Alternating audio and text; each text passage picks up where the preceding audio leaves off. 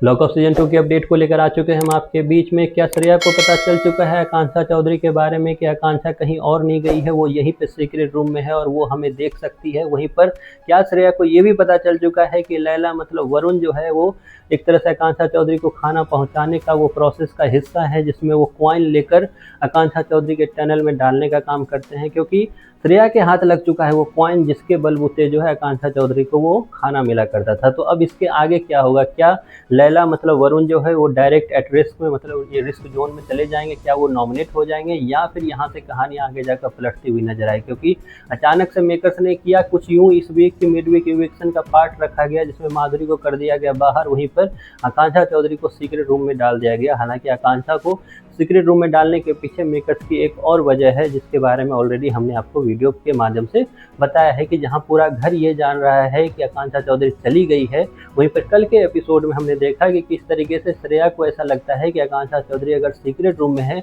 तो भी उसे कोई भी डर नहीं है, वो दोबारा आएगी तो दोबारा फिर से उसे निकालने का काम करेंगे। ऐसे में आकांक्षा चौधरी को जो प्रोसेस बताया गया मेकर्स के द्वारा वो ये बताया गया कि किस तरीके से आकांक्षा चौधरी को खाना मिलेगा। तो प्रोसेस ये था कि लैला मतलब वरुण के खाने के साथ जो है एक कॉइन आएगा, उस कॉइन को पहुंचाने का काम है वरुण का एक तरह से आकांक्षा चौधरी के टनल तक या आकांक्षा चौधरी के हाथों तक, जिसमें हमने प्रीवियस एपिसोड में देखा कि किस तरीके से लैला और आकांक्षा दोनों आपस में मिले और उस वक्त ये डिसाइड हुआ कि किस तरीके से वो ये काम को अंजाम देते हुए नजर आएंगे। अब अचानक से एक जो फोटो है वो वायरल हो रही है जिसमें श्रेया के हाथ में ठीक वही कॉइन नजर आ रहा है जो कॉइन आता है लैला के खाने के साथ। अब वो कॉइन अगर श्रेया के हाथ में लग चुका है मतलब उसे पता चल चुका है कि लैला या इस घर में कोई तो है जो इस कॉइन का यूज कर रहा है। ऐसे में क्या लैला जो है एट रिस्क में जाने वाले हैं या फिर यहाँ पर भी कुछ आगे जाकर खेल होने वाला है लॉक ऑफ सीजन 2 में? क्योंकि इससे पहले भी हमने देखा कि कई सारे ट्विस्ट लेकर आते रहते हैं मेकर्स। ऐसे में क्या दोबारा फिर से आएगा कोई ट्विस्ट या फिर वरुण जो है योगेश के साथ डायरेक्ट रिस्क में जाने वाले हैं? तो ऐसा कुछ नहीं होने वाला है। आकांक्षा का जो ये पता है वो नहीं मिलने वाला है एक तरह से श्रेया को, क्योंकि श्रेया को ये सारी चीज़ें जो श्रेया के हाथ लगी है वो सब कुछ खेल खत्म हो जाने के बाद लगा है।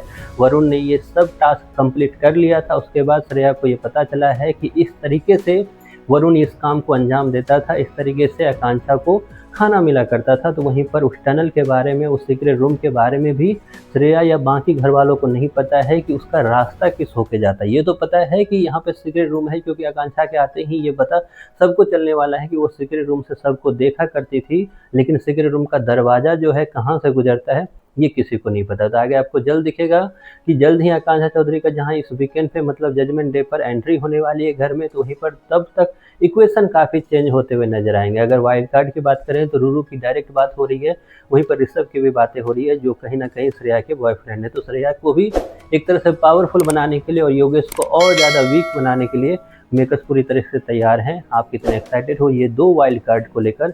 इसके बारे में आपकी जो भी राय है कमेंट बॉक्स में ज़रूर बताएं।